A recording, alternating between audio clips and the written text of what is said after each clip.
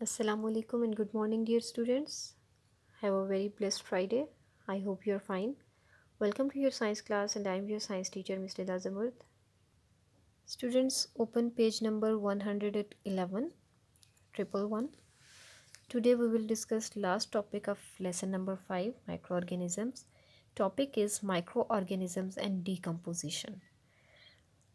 Why do dead plants and animals and their waste seem to disappear over time? What would happen if they did not?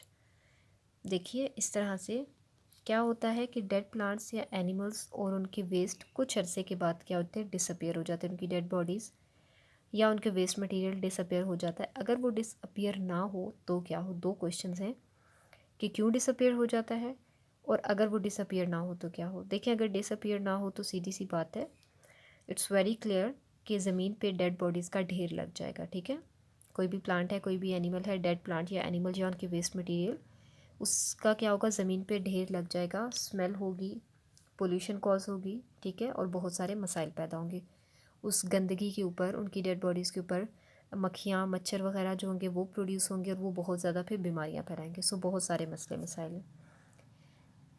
अगर वो disappear नहीं होंगे तो ये होगा। अब नेचर ने इस चीज़ से बचने के लिए, इस चीज़ से बचाने के लिए ये एक मैकेनिज़्म रखा है नेचर के अंदर कि कुछ अरसे के बाद उनकी डेड बॉडीज़ या उनके वेस्ट मटेरियल्स गायब हो जाते हैं। अब वो कैसे हो जाते हैं वो हम देखते हैं। Besides causing food to decay, microorganisms also make dead organisms decay or decompose. जैसा कि हमने पढ़ा था कि माइक्रो ऑर्गेनिजम्स हमारे फूड को ख़राब करते हैं, फूड डिके कॉज करते हैं। ठीक है, उसके साथ साथ फूड को डिके करने के साथ साथ माइक्रो ऑर्गेनिजम्स के अंदर ये कैपेबिलिटी भी होती है कि वो डेड ऑर्गेनिजम्स यानी कि डेड प्लांट्स या एनिमल्स को भी डिके करते हैं और डिकम्पोज करते हैं। ठीक है, डिकम्पोज का क्या मतलब होता है? डिकम्पोजिशन का मतलब होता है ब्रेक डाउन ऑफ डेड और waste matter into simpler substances. कोई भी डेड मैटर है उसको सिंपलर सब्सटेंसेस में ब्रेक डाउन करने के प्रोसेस को हम कहते हैं डिकम्पोजिशन। और वो कौन करता है? माइक्रो ऑर्गेनिजम्स, जिनमें से बहुत कॉमन है बैक्टीरिया और फंजाई। जैसे ये एक एनिमल है ना, इसकी डेड बॉडी पड़ी है, कुछ दिनों में इसके अंदर बैक्टीरिया और फंजाई प्रोड्यूस हो जाएंगे, वो इसकी बॉडी में तोड़ फोड़ शुरू कर देंगे और इसको इतना सिंपलर सब्सटेंसेस में तोड़ फोड़ देंगे कि सारे के सारे जो है इसकी बॉडी ही डिसअपियर हो जाएगी। ठीक है ना, तो उससे क्या होता है कि ये डेड बॉडीज़ ज़मीन के ऊपर पाइल अप नहीं होती। ठीक है, गंदगी नहीं फैलाती, उससे जरासीम नहीं फैलते, उससे बीमारियां नहीं फैलती, उससे आलूदगी नहीं फैलती। सो इस तरह से माइक्रो ऑर्गेनिज़म्स हमारे लिए यूज़फुल हैं कि वो हमारी माहौल की क्लीनिंग का भी काम करते हैं।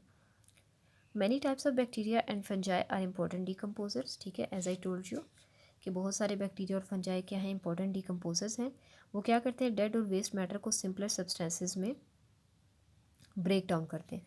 अब वो क्यों ब्रेक डाउन करते हैं डेड और वेस्ट मैटर को सिंपलर सब्सटेंसेस में? To get nutrients. क्योंकि बैक्टीरिया और फंजाई भी तो लिविंग थिंग्स है ना, उन्हें भी फूड रिक्वायर्ड है, न्यूट्रिएंट्स रिक्वायर्ड है अपनी ग्रोथ के लिए, अपने सर्वाइवल के लिए। तो उनके वो न्यूट्रिएंट्स कहाँ से आते हैं?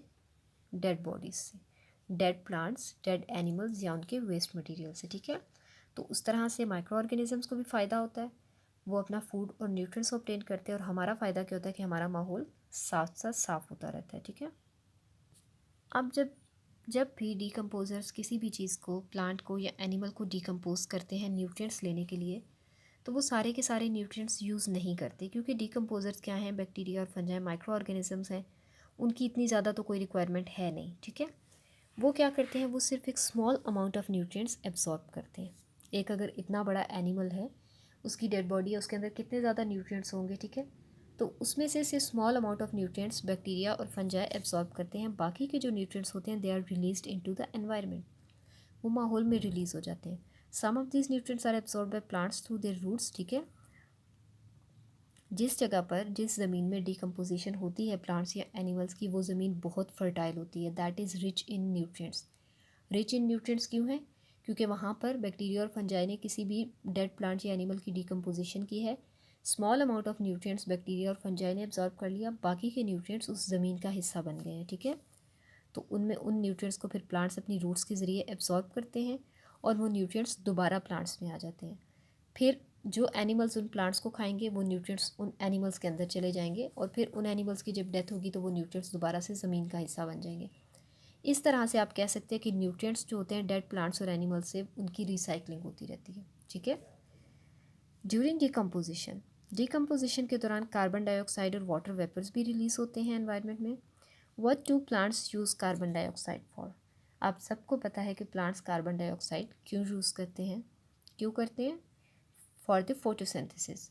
फोटोसिंथेसिस के प्रोसेस के लिए, फोटोसिंथेसिस के प्रोसेस में क्या होता है, plants make their own food. ठीक है, प्लांट्स अपना खुद का फूड बनाते हैं with the help of carbon dioxide and water. Decomposers break down dead and waste matter so that they do not accumulate on the surface of the earth. They help to recycle nutrients so that they do not run out. अब decomposition के दो फ़ायदे हैं।